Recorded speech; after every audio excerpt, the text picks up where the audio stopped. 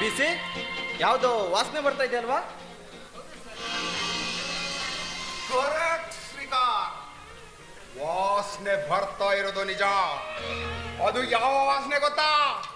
ಭಯ, ಭಯದ ವಾಸನೆ. ನಾನು ಹೀಗೆ ಬರುತ್ತಿರುವಾಗ ಸ್ಟೇಷನ್ಗಳು ಗಡಗಡಗಡ ಅಂತ ನಡುಗುತ್ತವೆ ಗೊತ್ತೇನಾ? ಇನ್ನು ಮುಂದೆ ಸ್ಟೇಷನ್ ನಡುಗಲ್ಲ, ನೀನು ನಡುಗುತ್ತೀಯ. ನಿನ್ನಂತ ದ್ರೋಹಿಗಳು ನಡುಗುತ್ತಾರೆ. ಯಾಕಂದ್ರೆ ಇಷ್ಟು ದಿನ ನೀನು ಮಾಡಿದ್ದು ನಡೀತಿತ್ತು, ಬಟ್ ಇನ್ನು ಮುಂದೆ ನಿನ್ನ ಆಟ ನಡೆಯಲ್ಲ. Your game is over. Over ಅಲ್ಲ ಶ್ರೀಕಾಂತ್, ಸ್ಟಾರ್ಟ್. ಇಲ್ಲಿ ಈ ಊರಿನಲ್ಲಿ ನನ್ನ ಹೆಸರಿನಿಂದ ಓಡುತ್ತೆ ಕಾನೂನು. ನಾನು ಮಾತನಾಡಿದರೆ ಸಾಕು, ಕೇಸುಗಳು ಹೊಗೆ ಹೊಗೆ ಆಗಿ ಹಾರಿ ಹೋಗುತ್ತವೆ. ಪೊಲೀಸ್ ಸ್ಟೇಷನ್ ನನಗೆ ಹೊಸದೇನಲ್ಲ ಕಣ. ನಾನು ಎಷ್ಟು ಬಾರಿ ಒಳಗೆ ಬಂದ್ರು ನಗುತ್ತಾ ಅಷ್ಟೇ ಬಾರಿ ಹೊರಗೆ ಹೋಗಿದ್ದೇನೆ. ಆದ್ರೆ ಈ ಸಲ ನಿನ್ನ ನಗು ಇಲ್ಲೇ ನಿಲ್ಲುತ್ತೆ ಸ್ವರಾಜ್, ಇಲ್ಲೇ ನಿಲ್ಲುತ್ತೆ. ಯಾಕಂದ್ರೆ ನಿನ್ನ ಗಂಧದ ಲಾರಿಗಳು ನನ್ನ ಕೈಯಲ್ಲಿ. ನಿನ್ನ ಹತ್ರ ಏನು ಮಾಡೋಕ್ಕೂ ಆಗಲ್ಲ. ನನ್ನ ಲಾರಿಯನ್ನು ಯಾಕೆ ಸೀಜ್ ಮಾಡಿದೆ? ನೋಡು, ನನ್ನ ಜೊತೆ ಆಟ ಆಡು ಹೋದ್ರೆ ನನ್ನ ತಂದೆ ಜೊತೆ ಅಲ್ಲ. ನನ್ನ ಹಿಂದೆ ಯಾರಿದ್ದಾರೆ ಗೊತ್ತಲ್ಲ? ಪೊಲೀಸ್, ರಾಜಕಾರಣಿ, ಲಾಯರ್ ಎಲ್ಲ ನನ್ನ ಜೇಬಿನಲ್ಲಿ. ಒಂದೇ ಒಂದು ಫೋನ್ ಕಾಲ್. ಈ ಯೂನಿಫಾರ್ಮ್ ಕೂಡ ಉಳಿಯಲ್ಲ.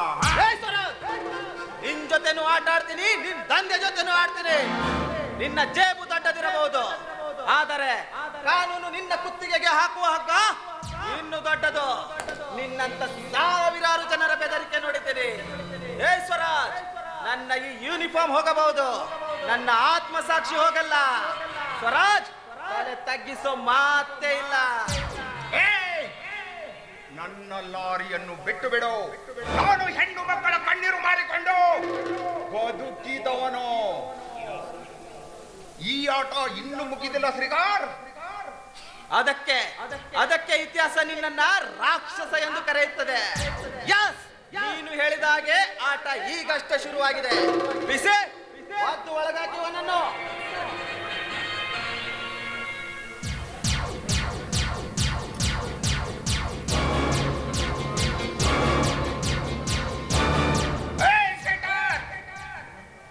ನಿನ್ನಂತ ಪೊಲೀಸ್ ಆಫೀಸರ್ಗಳು ನನ್ನ ಕೈಯಿಂದಲೇ ಹೆಣವಾಗಬೇಕು ಅಂತ ಬರೆದಿದ್ರೆ ಅದಕ್ಕೆ ಯಾರು ಏನು ಮಾಡ್ಲಿಕ್ಕಾಗಲ್ಲ.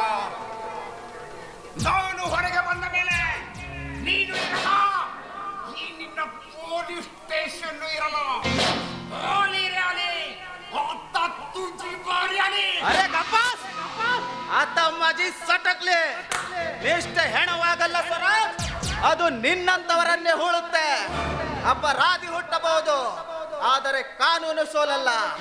ಕಾನೂನಿಗಿಂತ ದೊಡ್ಡ ಅಪರಾಧಿ ಇಲ್ಲ, ಅಪರಾಧಿಗಿಂತ ದೊಡ್ಡ ಶಿಕ್ಷೆ ಇಲ್ಲ.